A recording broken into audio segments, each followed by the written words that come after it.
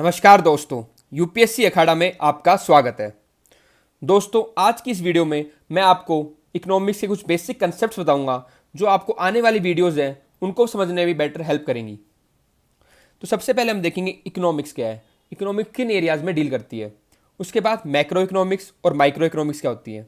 फिर हम देखेंगे डिफरेंट सेक्टर्स कौन कौन से इकोनॉमी के अंदर, primary sector, secondary, tertiary, quaternary, quinary sectors.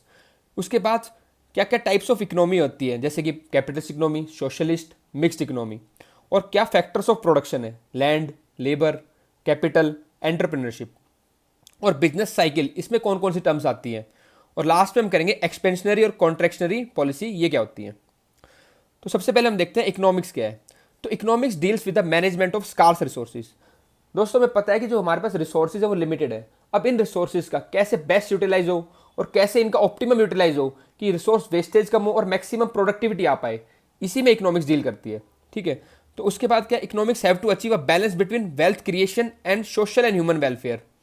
तो दोस्तों, हमें लगता है कि इकोनॉमिक्स क्या प्रोडक्शन में डील करती है और वेल्थ क्रिएशन से डील करती है, लेकिन मैं आपको बताऊं इकोनॉमिक्स के apart from this wealth generation there are many aspects जो हम अभी देखेंगे। तो अगर आप देखते हो इकोनॉमिक्स के अंदर हम जीडीपी ग्रोथ के अलावा भी काफ़ी चीज़ें पढ़ते हैं, जैसे इंक्लूसिव ग्रोथ पढ़ते हैं, हम अनएम्प्लॉयमेंट के बारे में पढ़ेंगे, इनइक्वालिटीज़ के बारे में पढ़ेंगे, ठीक है, पॉवर्टी रिडक्शन की बात करते हैं। तो ये सब क्या शो करता है कि इकोनॉमी जो है वो काफ़ी चीज़ों में डील करती है। That is apart from wealth creation it also deals in social and human welfare. तो अब हम देखते हैं डिफरेंट एरियाज क्या क्या है जिसमें इकोनॉमी डील करती है। सबसे पहले तो क्या है, ट्रेड ऑफ। तो ये ट्रेड ऑफ क्या होता है, कॉम्प्रोमाइज अचीव करना पड़ता है हमें दो पैरामीटर्स के बीच में। जैसे हम बात करते हैं inflation versus economic growth and subsidies versus fiscal deficit. Inflation क्या होता है, इन्फ्लेशन होता है एक जनरल प्राइस राइज। तो अगर प्राइस राइज बढ़ रहा है, ठीक है, तो कई बार प्राइस राइज को कंट्रोल करने के लिए हमें क्या करते हैं, जो एक्सेस डिमांड है इकोनॉमी के अंदर उसको कर्व करना पड़ता है, उसको कंट्रोल करना पड़ता है। और इससे इससे कई बार क्या होता है कि जो हम डिमांड अगर हम कंट्रोल कर रहे हैं तो उससे हमारी इकोनॉमिक ग्रोथ पे फर्क पड़ रहा है। ठीक है, तो क्या हो रहा है, हमें इन्फ्लेशन तो हमें कंट्रोल करना है, ठीक है, पर ग्रोथ भी, उसके साथ साथ ग्रोथ कम ना हो, इस बात का भी ध्यान रखना है। तो ये जो ट्रेड ऑफ अचीव करना है, इन दोनों के बीच में जो बैलेंस अचीव करना है, ये हम किस में डील करते हैं, इकोनॉमिक्स के अंदर। ऐसे ही सब्सिडीज और फिस्कल डेफिसिट। तो जैसे कि आपकी सब्सिडीज क्या होती है, अगर आप सब्सिडीज बढ़ा रहे हो, ठीक है, तो कईयों को काफ़ी सेक्शन को उससे क्या होता है, फायदा होता है सब्सिडीज से, कि आपको चीपली चीज़ें मिल जाती हैं। जैसे फार्मर्स को फायदा होगा सब्सिडीज से, ठीक है, वीकर सेक्शन को फायदा होगा सब्सिडीज से, उनको चीज़ें सस्ती मिल गई। लेकिन अगर सब्सिडी काफ़ी ज़्यादा देती है गवर्नमेंट, तो उससे गवर्नमेंट का फिस्कल डेफिसिट बढ़ जाता है। तो फिर एक बैलेंस अचीव करना है हमें कि सब्सिडीज इतनी दें कि फिस्कल डेफिसिट भी लिमिट के अंदर ही रहे। ठीक है, तो ये जो ट्रेड ऑफ है, ये जो बैलेंस अचीव है, इसकी स्टडी हम किसमें करते हैं, इकोनॉमिक्स के अंदर करते हैं। उसके बाद है वेल्थ जनरेशन, कि मैन्युफैक्चरिंग के थ्रू, एग्रीकल्चर के थ्रू, ठीक है, कहीं से भी तरीके कोई ट्रेड के थ्रू। तो ये सब जो वेल्थ जनरेशन है ये भी इकोनॉमिक्स का पार्ट है। उसके बाद नेशनल हैप्पीनेस, कि कंट्री में जो लोग हैं वो हैप्पी रहें, ठीक है, प्रोस्पेरिटी आए कंट्री में, ये सब भी हम इकोनॉमिक्स के अंदर डील करते हैं। फिर है सस्टेनेबल डेवलपमेंट। तो इकोनॉमिक्स में हम पूरी होलिस्टिक डेवलपमेंट की बात करते हैं, जैसे कि आप ऐसी डेवलपमेंट जो आपकी इकोनॉमिक ग्रोथ भी बढ़ा रही है, ठीक है, आपके प्रोडक्शन बढ़ रहे हैं, आपकी मनी पावर बढ़ रही है, साथ साथ वो डेवलपमेंट आपकी सोसाइटी में भी आपको एक प्रोग्रेसिव सोसाइटी दे रही है। ठीक है, सोसाइटी से इनइक्वालिटी कम कर रही है, सोशल वेलफेयर हो रहा है, और जो एनवायरनमेंट है उसका भी मिनिमम डिस्ट्रक्शन हो रहा है। ठीक है, तो एनवायरनमेंट को भी सेफ गार्ड दे रखा है। तो ऐसी डेवलपमेंट हम डील करते हैं इकोनॉमिक्स के अंदर, इसको बोलते हैं सस्टेनेबल डेवलपमेंट। उसके बाद है ग्रीन इकोनॉमी। तो वही ग्रीन इकोनॉमी की इकोनॉमी में इसमें क्या है कि आपकी जो प्रोडक्शन है वो एनवायरनमेंट पे मिनिमम डैमेज करे, ठीक है, और एनवायरनमेंट फ्रेंडली हो। ये सब भी हम इकोनॉमिक्स के अंदर पढ़ते हैं, ग्रीन इकोनॉमी। और लास्ट में फिर है वेलफेयर एंड वेलबींग। ये वही बात मैंने आपको बताया था स्टार्टिंग में भी, कि इकोनॉमिक्स में प्रोडक्शन के अलावा भी हम क्या देखते हैं, पॉवर्टी रिडक्शन, इनइक्वालिटी कम हो, ठीक है, एक सोसाइटी में हार्मनी बनी रहे, ठीक है, तो जो वेल्थ डिस्ट्रीब्यूशन है वो लगभग इक्वल हो। तो ये सब बातें हम किस में डील करेंगे, आपकी इकोनॉमिक्स के अंदर। अब देखते हैं मैक्रो इकोनॉमिक्स क्या होती है। तो मैक्रो इकोनॉमिक्स डील करेगी उन पैरामीटर्स में जो कंट्री, पूरे कंट्री लेवल पे होंगे। ठीक है, तो macro economy is economy of a country as a whole. इसके अंदर क्या क्या आता है, इन्फ्लेशन। इन्फ्लेशन मैंने आपको बताया था कि प्राइस राइज, कि over a period of time कितना प्राइस राइज हो, इसको इन्फ्लेशन बोलते हैं। तो इन्फ्लेशन हो गया, ठीक है। Employment condition of the country, money supply क्या है कंट्री के अंदर, अगर जीडीपी की बात करें कंट्री की, तो ये सारी चीजें हम किसके अंदर रखते हैं, मैक्रो इकोनॉमिक्स के अंदर। तो वो पैरामीटर जो पूरी कंट्री पे लागू होते हैं, ठीक है, तो वो आते हैं आपके मैक्रो इकोनॉमिक्स के अंदर। Macro economics tries to address the situation facing the country as a whole. तो वही बात है कि इकोनॉमी की पूरी कंट्री में जो प्रॉब्लम है, ठीक है, उसको macro economy try to address करने की कोशिश करती है।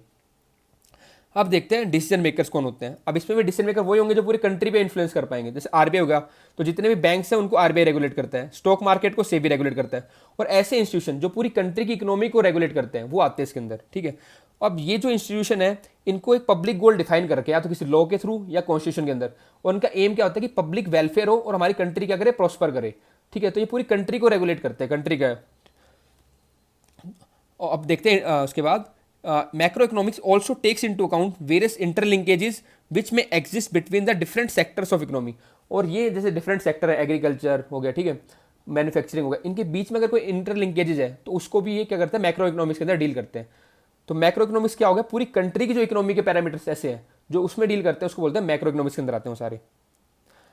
अब कंपोनेंट्स देखते हैं मैक्रो इकोनॉमिक्स के। तो मैक्रो इकोनॉमिक्स के 4 कंपोनेंट है। पहला है फर्म, तो फर्म के अंदर कौन होते हैं, एंटरप्रेन्योर्स। तो एंटरप्रेन्योर्स क्या करते हैं, एस्टेब्लिश फर्म करते हैं। फिर गवर्नमेंट, तो गवर्नमेंट क्या करती है, गवर्नमेंट लॉ बनाती है और उन लॉ को एनफोर्स करती है।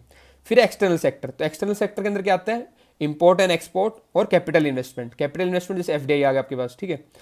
और फिर है हाउस होल्ड, हाउस होल्ड में इंडिविजुअल भी हो सकता है और ग्रुप ऑफ इंडिविजुअल भी हो सकता है। तो मैक्रो इकोनॉमी क्या था, पूरी कंट्री की इकोनॉमी जो डील करते हैं, ठीक है, वो मैक्रो इकोनॉमी के अंदर। तो उसमें क्या क्या चीज़ आती है, फर्म्स, गवर्नमेंट, एक्सटर्नल सेक्टर और हाउस होल्ड। अब है माइक्रो इकोनॉमिक्स। तो माइक्रो इकोनॉमिक्स आप देखोगे एक इंडिविजुअल लेवल या इंडिविजुअल सेक्टर की बात करेगा, तो उसमें जो डिमांड एंड सप्लाई चल रही है, उसमें जो प्राइस राइज चेंज हो रहा है, वो सब आपका आएगा माइक्रो इकोनॉमिक्स के अंदर। तो micro economics is a study of individual market of demand and supply and individual buyers, sellers और इवन कंपनीज। तो एक इंडिविजुअल कंपनी का क्या है, डिमांड सप्लाई सिचुएशन, क्या प्राइस चेंज हो रहा है, ठीक है। एक इंडिविजुअल सेक्टर का क्या है, तो वो आता है माइक्रो इकोनॉमिक्स। तो माइक्रो मानो आप छोटा, मैक्रो बड़ा, तो पूरी कंट्री के लेवल पे जो पैरामीटर्स डील होते हैं वो होते हैं मैक्रो इकोनॉमिक्स के अंदर, और एक पर्टिकुलर सेक्टर के अंदर हो गया माइक्रो के अंदर। तो माइक्रो में फिर डिसीजन मेकर कौन होता है, इंडिविजुअल, ठीक है। और इसमें क्या होता है, mostly examines the functioning of a particular sector of economy assuming that the rest of the economy remains the same. तो ये बस ये देखते हैं कि एक पर्टिकुलर सेक्टर की इकोनॉमी चेक करते हैं, उसमें क्या फ्लक्चुएशन आ रही है प्राइस में, डिमांड सप्लाई उसकी कैसे वेरी कर रही है, बाकी इकोनॉमी को मानते हैं सेम है, ठीक है। और उस मैक्रो में हम क्या देख रहे थे, पूरी कंट्री की इकोनॉमी देख रहे थे और डिफरेंट सेक्टर्स के अंदर इंटरलिंकेज भी देख रहे थे। अब हम करेंगे डिफरेंट सेक्टर्स क्या क्या है इकोनॉमी के। तो सबसे पहले हम देखते हैं प्राइमरी। तो जो प्राइमरी सेक्टर है वो डायरेक्टली नेचुरल रिसोर्स पर रिलाई करता है। तो primary sectors rely directly on natural resources. इसमें आपके एग्रीकल्चर आता है, माइनिंग आता है, फिशिंग आती है। फिर है सेकेंडरी। सेकेंडरी में क्या आएगा आपका, इस जो सेकेंडरी सेक्टर है it takes raw material from the primary sector and manufacture new products. तो इसके अंदर आपके आते हैं मैन्युफैक्चरिंग यूनिट्स आती है और कंस्ट्रक्शन आता है। तो प्राइमरी सेक्टर से ये अपने रॉ मटेरियल लेते हैं और नए प्रोडक्ट्स जनरेट करता है। तो इसमें मोस्टली क्या आता है, मैन्युफैक्चरिंग आता है सेकेंडरी में। फिर टर्शरी क्या आता है, टर्शरी सेक्टर में आपका सर्विस इंडस्ट्री आती है। तो ये कोई प्रोडक्ट्स मैन्युफैक्चर नहीं करती बट सर्विस प्रोवाइड करती है। तो इसके अंदर जैसे आपकी रिटेल इंडस्ट्री होगी, ठीक है, जो आप भी फास्ट मूविंग कंज्यूमर गुड्स बेचते हैं, जो किराना शॉप से हो गए, ठीक है। तो रिटेल इंडस्ट्री से सर्विस इंडस्ट्री है ये। तो ये हो गया आपका रिटेल। फिर आएगा टूरिज्म, फिर है बैंकिंग और फिर IT services, information and technology services. तो जो भी सर्विस सेक्टर है वो आपका टर्शरी के अंदर आता है। फिर है क्वार्टरनरी सेक्टर। तो क्वार्टरनरी सेक्टर में नॉलेज ओरिएंटेड सेक्टर आता है, जैसे कि रिसर्च एंड डेवलपमेंट, टीचिंग हो गया आपका, ठीक है, जर्नलिस्ट हो गए, साइंटिस्ट, ये क्या है, नॉलेज बेस्ड सेक्टर है। तो जो नॉलेज बेस्ड सेक्टर है वो किसमें आएगा, क्वार्टरनरी के अंदर। और फिर लास्ट में आता है क्विनरी सेक्टर, ठीक है। इसमें क्या होता है, आपके डिसीजन मेकर्स होते हैं, इसमें डिसीजन मेकिंग सेक्टर होता है ये, और इसमें लीडर्स भी होते हैं, ठीक है। तो इसमें जो टॉप लेवल मैनेजमेंट होगी, जो सीईओज होंगे, वो सब आते हैं आपके क्विनरी सेक्टर में। ये फाइनली डिसाइड करते हैं हाँ भाई फर्म क्या प्रोड्यूस करेगी, क्या डिसीजन होगा। इकोनॉमी के अंदर भी जो लीडर्स हैं, अगर प्राइम मिनिस्टर है, प्रेसिडेंट है, ठीक है, ये डिसाइड अगर कर रहे हैं कि हाँ इकोनॉमी कैसे कोई डिसीजन ले रहे हैं, तो जो बिल्कुल टॉप लेवल मैनेजमेंट होती है वो आता है आपका क्विनरी के अंदर, ठीक है, डिसीजन मेकिंग। अब हम देखते हैं डिफरेंट टाइप्स ऑफ इकोनॉमी क्या है। तो सबसे पहले देखते हैं कैपिटलिस्ट।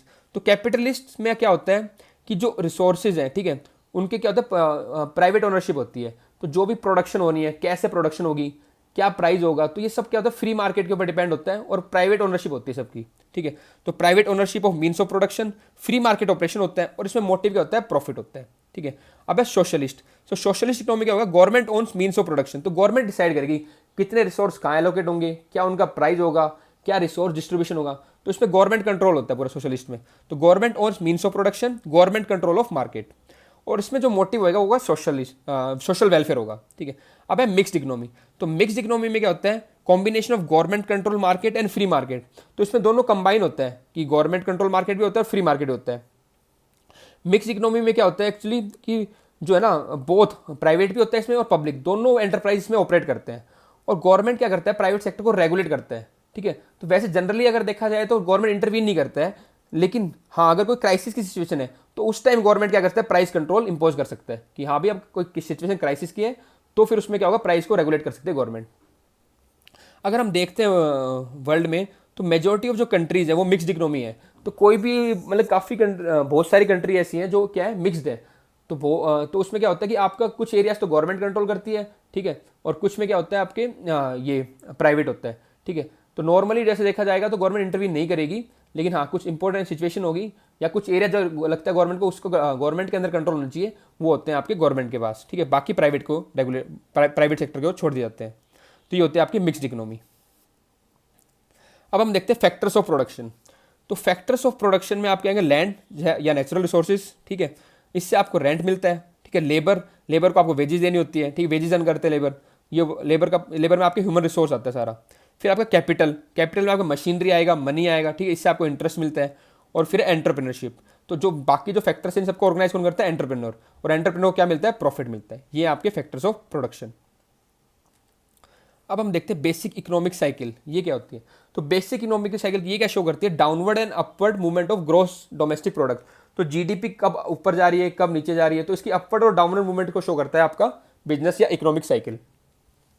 तो अगर जीडीपी आपकी बढ़ रही है तो इस फेज को हम क्या बोलते हैं, बूम या एक्सपेंशन। तो इसमें क्या होता है, हेल्दी इकोनॉमिक ग्रोथ होती है। तो सबसे पहले क्या, अगर मान लो आपकी जीडीपी बढ़ रही है अगर जिस टाइम पे, तो उसको बोलेंगे बूम या फिर एक्सपेंशन पीरियड। और जब बिल्कुल पीक पे पहुंचती है तो फिर आपका क्या होता है, इन्फ्लेशन ज़्यादा हो जाता है उस टाइम पे, ठीक है। तो इन्फ्लेशन फिर उसको कंट्रोल करने के लिए हम कॉन्ट्रैक्शनरी पॉलिसी लेके आते हैं, ये मैं आपको आगे बताऊंगा। और अगर फिर आपकी इकोनॉमी अगर डाउन जा रही है, ठीक है, तो इसको बोलते हैं रिसेशन। तो रिसेशन क्या है, टेम्पररी इकोनॉमिक डिक्लाइन। तो जब इकोनॉमिक डिक्लाइन होती है उस फेज को बोलते हैं हम रिसेशन। और इसको टेक्निकली भी बोल सकते हैं fall in GDP in 2 successive quarters. अगर 2 सक्सेसिव क्वार्टर, एक क्वार्टर 3 महीने का होता है, अगर लगातार 2 सक्सेसिव क्वार्टर्स थे अगर आपकी जीडीपी गिर रही है तो उस फेज को हम क्या बोलेंगे, रिसेशन। और अगर वो फर्दर गिर गया है, ठीक है, काफी साल तक चल गई है गिर, तो उसको हम बोलेंगे डिप्रेशन। तो longer term downturn in economic activities को क्या बोलते हैं, depression. Depression is extreme recession for last 4 years lead to drop in annual GDP of at least 10%। तो अगर आपकी कई साल तक अगर जीडीपी गिरती जा रही है और कम से कम एक साल में 10% या उससे ज़्यादा अगर जीडीपी गिर रही है, तो उस फेज को क्या बोलेंगे, डिप्रेशन, ठीक है।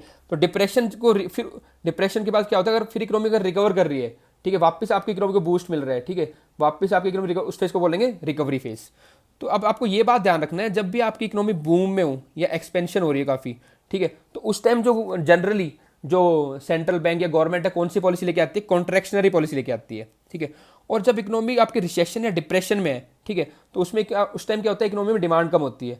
तो उसको डिमांड को बूस्ट करने के लिए, इकोनॉमिक ग्रोथ को वापस ट्रैक पे लाने के लिए गवर्नमेंट कौन सी पॉलिसी यूज करती है, एक्सपेंशनरी पॉलिसी।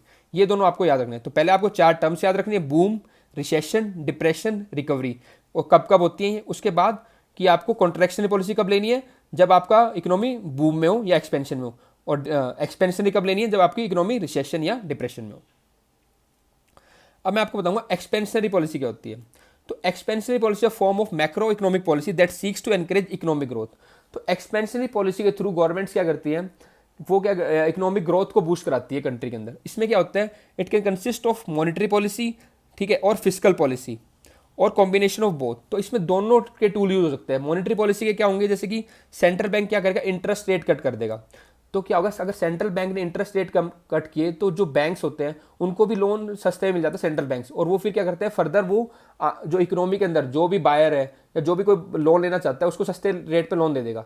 अगर सस्ते रेट पे लोन मिलते हैं तो उससे क्या फायदा होता है, लोग क्या करते हैं, ज़्यादा इन्वेस्टमेंट करते हैं, या तो कोई अपनी इंडस्ट्री सेटअप कर लेंगे, ठीक है, उससे प्रोडक्शन बढ़ा देंगे। और फिर जो लोग कुछ लोग खरीदते हैं, कार खरीदी या कुछ और चीज़ें खरीदी उन्होंने, तो उससे क्या होता है, सस्ते लोन से क्या होता है, लोगों के पास पैसा आता है और लोग वो क्या करते हैं, इकोनॉमी में डिमांड जनरेट करते हैं, इससे फिर इकोनॉमी को बूस्ट मिलता है, ठीक है। या फिर गवर्नमेंट सेंट्रल बैंक क्या कर सकते हैं, डिक्रीज रिजर्व रिक्वायरमेंट्स। जो बैंक्स होते हैं उनको अपने पास और सेंट्रल बैंक के पास कुछ पैसा रखना पड़ता है। अगर सेंट्रल बैंक वो रिक्वायरमेंट को रिड्यूस कर देगा तो बैंक के पास ज़्यादा पैसा अवेलेबल हो जाता है। तो अगर फिर बैंक के ज़्यादा पैसा अवेलेबल है तो बैंक ज़्यादा लोन देगा, ठीक है, ज़्यादा लोन देगा तो इकोनॉमी में क्या होगा, स्पेंडिंग बढ़ेगी और इससे इकोनॉमी बूस्ट मिलेगी। तो ये तरीके हैं सेंट्रल गवर्नमेंट के एक्सपेंशनरी पॉलिसी को एग्जीक्यूट करने के। फिजिकल पॉलिसी यानी कि जो गवर्नमेंट की पॉलिसीज हैं, ठीक है, वो कैसे एक्सपेंशनरी पॉलिसी कर सकती है। तो गवर्नमेंट क्या कर सकती है, टैक्स कट कर सकती है। तो जैसे अगर आप पहले आप 1 लाख टैक्स भर रहे थे, अगर आपका टैक्स कट्स हो गए, ठीक है, तो अब आप 50,000 टैक्स भरोगे। अगर आप 50,000 भर रहे हो तो आपके 50,000 एक्स्ट्रा बच गए, वो आप स्पेंड करो इकोनॉमी, इससे फिर क्या होगा, फिर इकोनॉमी में डिमांड बढ़ेगी और इकोनॉमी को बूस्ट मिलेगा। या फिर गवर्नमेंट क्या कर सकती है, ट्रांसफर पेमेंट दे सकती है। ट्रांसफर पेमेंट क्या होता है, ट्रांसफर पेमेंट वो होता है कि ऐसी पेमेंट जो गवर्नमेंट आपको देती है ठीक है, और इसमें आपसे रिटर्न में डायरेक्टली कुछ नहीं लेती, जैसे आपको पेंशन दे दी, ठीक है, या आपको अनएम्प्लॉयमेंट अलाउंसेस दे दिया, तो फिर आपके पास पैसा आ गया, फिर आप खर्च करोगे और इकोनॉमी को बूस्ट मिलेगा, ठीक है। और उसके बाद है स्पेंडिंग ऑन इंफ्रास्ट्रक्चर प्रोजेक्ट। तो गवर्नमेंट क्या कर सकती है, इंफ्रास्ट्रक्चर प्रोजेक्ट लेके आ सकती है। तो उससे क्या होगा, जब इंफ्रास्ट्रक्चर प्रोजेक्ट बनता है तो फिर क्या होता है, आपको लोगों को एम्प्लॉयमेंट मिलती है, ठीक है, डिमांड बढ़ती है मटेरियल्स की, जैसे कि ब्रिक्स की डिमांड बढ़ेगी, ठीक है, सीमेंट की डिमांड बढ़ेगी, और जो भी मटेरियल कंस्ट्रक्शन अंदर यूज हो रहा है उसकी डिमांड बढ़ेगी, फिर इकोनॉमी में क्या आएगा, बूस्ट आएगा। तो ये सब क्या तरीके हैं, एक्सपेंशनरी पॉलिसी के तरीके गवर्नमेंट और सेंट्रल बैंक के द्वारा। अब आप याद रखना तरीका बताता हूँ आपको, मॉनेटरी पॉलिसी और फिस्कल पॉलिसी। तो मॉनेटरी पॉलिसी तो आप याद रखना कि सेंट्रल बैंक लेके आता है। फिस्कल को याद करने का तरीका है कि फिस्कल एफ से फिस्कल है, एफ से फाइनेंस मिनिस्टर, और फाइनेंस मिनिस्टर किसका पार्ट होता है, गवर्नमेंट का। तो फिस्कल पॉलिसी कौन लेके आएगा, गवर्नमेंट लेके आएगी, ठीक है। उसके बाद करते हैं हम जो expansionary policy, it is use during the economic slow down and recession. ये मैंने आपको बताया था, जब भी स्लो डाउन आएगा या रिसेशन आएगा तब हम एक्सपेंशनरी पॉलिसी लेके आते हैं ताकि इकोनॉमी में क्या मिले, बूस्ट मिले, ठीक है। इसका बेसिक ऑब्जेक्टिव है टू बूस्ट द डिमांड। पर इसमें इसमें रिस्क जो है वो है कि इसमें इन्फ्लेशन बढ़ जाता है, क्योंकि डिमांड जब ज़्यादा बढ़ती है फिर क्या होगा, प्राइस राइज होता है, ठीक है। तो इससे क्या होगा, आपका इन्फ्लेशन बढ़ जाएगा उस टाइम पे। तो ये इसका क्या है, डाउन टर्न है। अब हम देखते हैं कॉन्ट्रैक्शनरी पॉलिसी। तो एक्सपेंशनरी पॉलिसी का अपोजिट है कॉन्ट्रैक्शनरी पॉलिसी। जब भी हमें इकोनॉमी में क्या होगा, डिमांड कम करनी होगी, ठीक है, तब हम कॉन्ट्रैक्शनरी पॉलिसी लेके आएंगे। तो रिडक्शन, इसमें हम करते क्या, reduction in government spending, raising taxes और increasing interest rate by central bank. तो गवर्नमेंट क्या करेगी, अपनी स्पेंडिंग कम कर देगी। गवर्नमेंट स्पेंडिंग कम करेगी तो उससे क्या होगा, फिर इकोनॉमी में डिमांड कम होगी। जैसे कि अगर मान लो गवर्नमेंट, वही बात होगी, इंफ्रास्ट्रक्चर प्रोजेक्ट नहीं बनाए, स्पेंडिंग कम कर दी, या पैसा नहीं बांटा लोगों को, तो उससे क्या होगा, इकोनॉमी में लोग पैसा खर्च कम करेंगे फिर, ठीक है। या फिर गवर्नमेंट टैक्सेस बढ़ा दिए, फिर लोगों के पास पैसा कम बच गया, फिर लोग कम एक्सपेंड करेंगे। या फिर जो बैंक है, अपना सेंट्रल बैंक है, उन्होंने अगर इंटरेस्ट रेट बढ़ा दिए तो फिर क्या होगा, बैंक्स को भी महंगा लोन मिलेगा सेंट्रल बैंक से, और फिर बैंक आगे भी लोन लोगों को क्या करेगा, महंगा देगा। फिर अगर लोन महंगे हो गए, फिर लोग कम लोन लेंगे और कम स्पेंड करेंगे, ठीक है। तो ये हो गया contractionary policy. It's a kind of macro economic policy design to combat rising inflation. और ये कब होता है, जब इकोनॉमी हीटअप हो जाती है, इसको बोलते हैं, या इन्फ्लेशन बहुत ज्यादा हाई होता है, तो उस टाइम हम क्या लेके आते हैं, कॉन्ट्रैक्शनरी पॉलिसी लेके आते हैं, ताकि जो एक्सेस डिमांड है उसको हम कर पाए, ठीक है। And it puts the limits on the flow of money in the economy. और करती क्या ये कि जो इकोनॉमी का मनी फ्लो है उसको रेस्ट्रिक्ट कर देती है, ठीक है। दोस्तों, इस वीडियो में इतना ही। अगर आपको वीडियो अच्छी लगी तो अपने बाकी दोस्तों के साथ ये शेयर जरूर करें और चैनल को सब्सक्राइब करें, ठीक है दोस्तों, धन्यवाद।